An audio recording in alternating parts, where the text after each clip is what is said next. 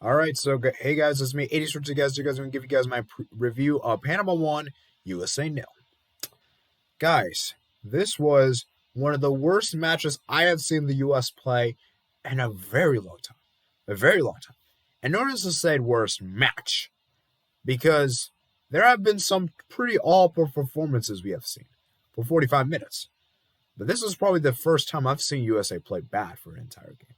I mean, really bad. And you know how you can tell this was a really bad performance without even watching the game, without even seeing the score? Just look at this right here. No shots on target. I don't care what level you're playing. I don't care what type of team you're playing against. You cannot get no shots on target. That is impossible for the USA. Okay? That is embarrassing to not even have a single shot on target. That is inexcusable. Okay? That is embarrassing, guys. Humiliating. Guys, I cannot stress enough how embarrassing this is. And Berhalter, man, most of my blame that I have for the U.S. defeat is on you. It's on you. And by the way, guys, I'm going to be I'm going to definitely be very emotional here, probably very negative here, considering we just lost. So just FYI, and if you're a Berhalter fan or if you love Berhalter, you're really passionate about Berhalter and all that, probably shouldn't watch this video. You probably shouldn't be watching this. Okay? So just FYI. Anyways, I'm going to try to be rational, try to be objective here, all that. But as I said before, guys, I just have to let out go my emotions because, man, oh man, that was a garbage performance. Really, really trash performance. So let's look at the lineup that Greg Berhalter put out here. And I said on my Twitter that I wasn't really happy with this lineup. I said this was a so-so lineup, and I was very much vindicated. It very much happened. Very much is the reason why I'm not very happy. Let's look at the 11. Matt Turner in goal, fair enough. Matt Turner, I can understand. You're basically the only choice. You can't really choose anyone else because you've seen Johnson and he can't start. Okay, so that's the only good decision, I'll say. Shaq Moore didn't have a good game. Shaq Moore was pretty trash. So I don't know why Shaq Moore needed to start in this game. Okay? Because Dest for me was fine. Because as I said before, guys, if Dest was injured, let's just say he was injured, right? Why is he on the bench? He must not be 100% fit. Fair enough. But did he really have to play did Dest not, how couldn't Dest come on in the game? I thought Dest would have come on. So Shaq Moore, I can understand him not starting, because obviously, the quarantine restrictions, Robinson's not there. Okay, so I can understand Shaq Moore and Bello, fair enough. Okay? But do you really have to make a change with no Miles Robinson? Miles Robinson has been one of USA's best defenders, and you have put Mark McKenzie. Okay? Now, no disrespect to Mark McKenzie. I still think he's a decent player. But Miles Robinson has outperformed him. We have seen the levels Miles Robinson did. Look at that Gold Cup in particular. Look at what he's done for the U.S. He has been an integral part to the defense. Why make a change here? It just doesn't make sense. Zimmerman, this guy is his only second cap. A second appearance in the World Cup qualifiers. He hasn't even played. He didn't even play much of the Gold Cup. And you're telling me that Chris Richards couldn't even get game time? Not even a single minute? That's disrespectful. I mean, Chris Richards, he plays in the Bundesliga. This guy plays in freaking MLS. Okay. Anyways, George Bello, okay, I can understand. As I said, fullbacks were a bit light in that department. So fair enough. I can understand that. Musa, okay, fair enough. I can understand him starting. I'm okay with that. Kellyn Acosta, fair enough. I'm okay with him starting. Actually, no, I'm not okay with this one. Why didn't Adams start? Tyler Adams, for me, has been a huge reason for defensive stability and has also been very good for us going forward as well. Having Acosta as a CDM just doesn't really work. We have seen how Acosta has been. I know Acosta was really good for us in the Gold Cup in the knockout stage, especially against Jamaica and Mexico. But he hasn't been the same ever since that game. Ever since that game, he's not been the same. Kellyn Acosta just not really worked out, man. He's just not really worked. Sebastian Lletget, I'm sorry. What does this guy bring? This guy doesn't bring anything to the team. He just passes backwards. I don't understand the obsession with Lletget. Lletget, for me, offers nothing. I don't know what he does to the team. He's just there because he's a veteran player. He's experienced, and Berhalter just loves experienced players. Why is Ariel starting? We saw how crap Ariola was against Jamaica. He was trash. I'm sorry. He was not good. I don't know why Ariola started. Zardes. Why did you start Zardes? Why didn't start Pepe?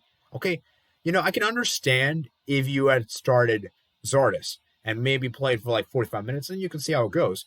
But why not start with Pepe? Start with Pepe, and then if we're in a comfortable position, then bring on Zardes.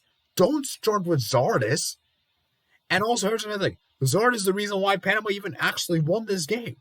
You look what he did for that corner.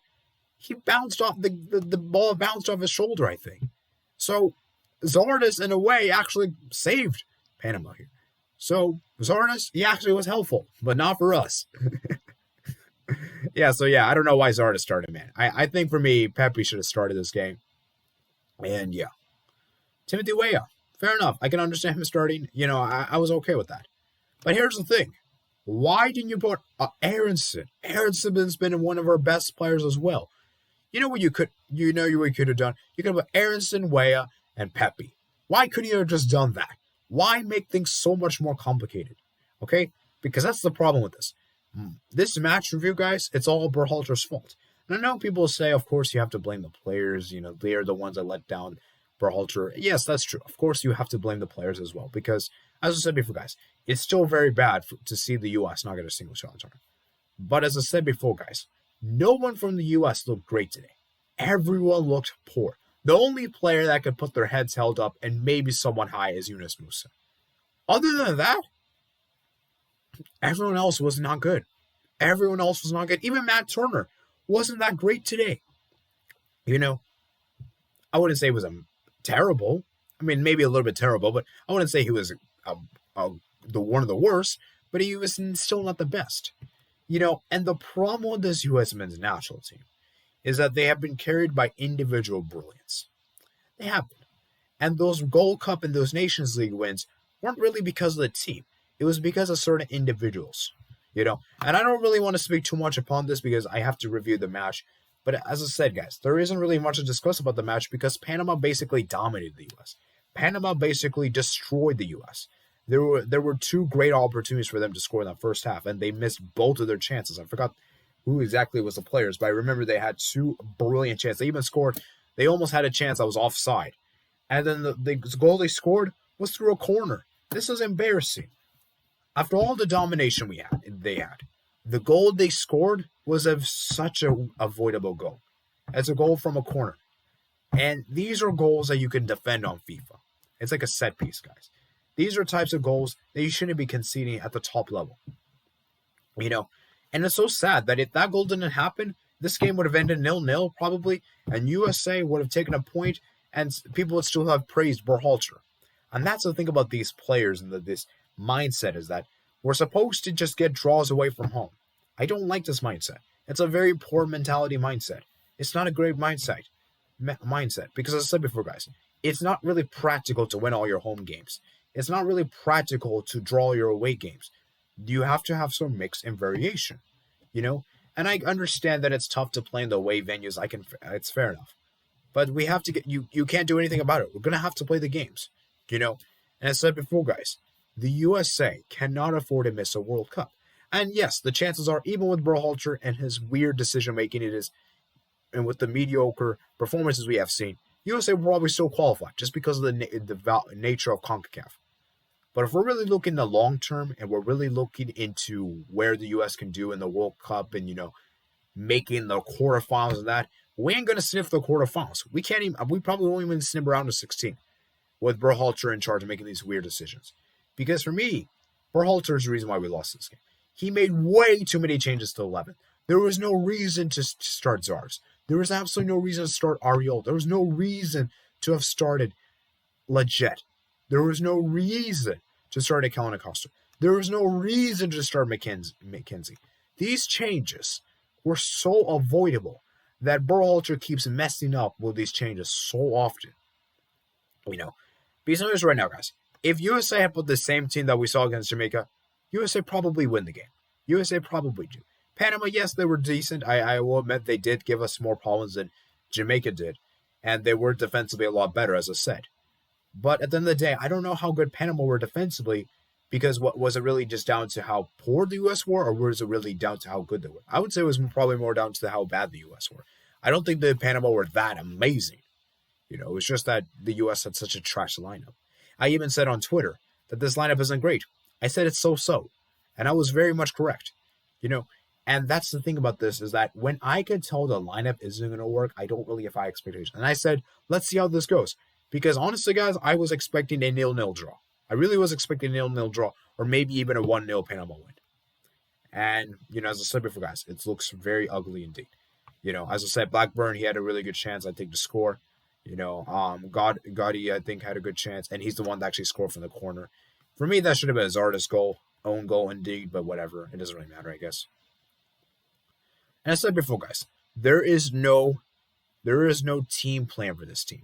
There is no idea. There is no cohesion. There is no identity to the team.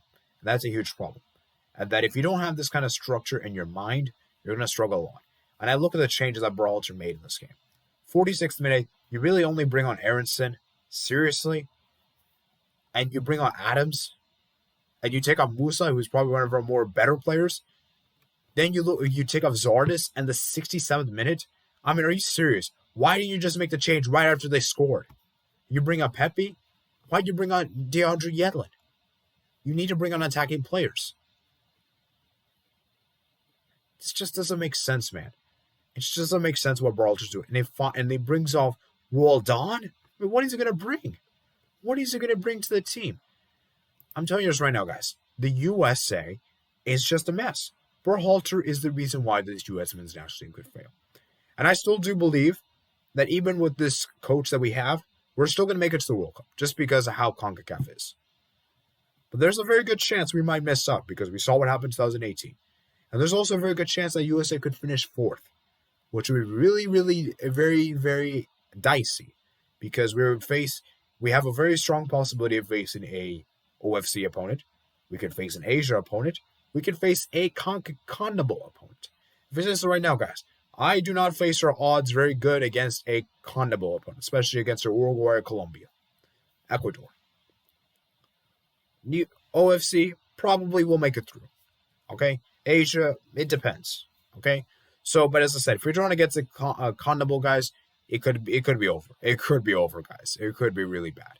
So, as I said before, guys, Panama, they deserve the win. I'm very, very great upon them. As I said, I give them a ton of applause. They played really well. I have to give them credit. But as I said before, guys, the USA, man, it's a very bad position they're in. But as far as the qualifier is concerned, the table is concerned, they're still second in the table, guys, with only 8 points. So they're still in contention to qualify. Third is Panama. Right now we're leading on goal difference. And fourth is Canada with 7 points. So Costa Rica 6, 5, 3, and 2.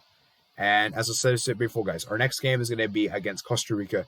And Berhalter, right, by the way, guys, you need to put out your strongest team against Costa Rica. There is absolutely no excuses, okay? Because I'm telling you this right now, if you put out this kind of lineup that you did against Costa Rica, then we're in big trouble. We're in big trouble indeed. So, as I said before, guys, it's not over yet, obviously. As I said, as long as we pick up 21 points in around 14 games, we should be good to go to get to Qatar. And we're still on course to do so. So, as I said, if you beat Costa Rica at home, which I would expect us to do so, that we would put ourselves at 11 points and would be halfway through to the qualifiers. Halfway through, and we'd be good to go. So as I said before, guys, don't think of that we're missing the World Cup just yet. It's still very early. But we're going to have to react upon this because Berhalter in particular, man, you are the reason why we lost this game. You are the reason why we lost this game 100%. So as I said before, guys, I haven't really given enough praise to Panama, and I really should. And of course, I want to do so. So I want to congratulate Panama for playing really well, man, for defying the odds, and for getting your first win against the USA on your own soil for the first time in World Cup qualifiers history. So congratulations to Panama. Fully deserved, man. 8 shots, 4 on target. They were very good, man. And Panama, man, they might be in contention to qualify, man. And I like to apologize here for them defying the odds because I said before, guys, this was the nation that I predicted they would finish last, and I think I have to apologize here and say they're not going to finish last. Because right now, guys, if I could update my qualifier rankings, Panama aren't finishing last. They're going to finish either 4th or 5th, most likely. Okay? And as for Jamaica, they're probably going to finish last. I think Jamaica's finishing last, guys. I think they are. But anyways, I'm getting off tangent here. So I just want you guys to comment down below what your guys' thoughts on the match, guys. As I said before, guys, I didn't get to watch too much of the match after the 65th minute because, as I said, I was really busy today. I had a lot of stuff to do. So if you guys could, let me know in the comments below how it went. And so, yeah, that's pretty much it for this, guys. So make sure you guys check out me, my other platforms listed below in the description below, as well as make sure you guys comment, subscribe, and I'll see you guys later. Peace out.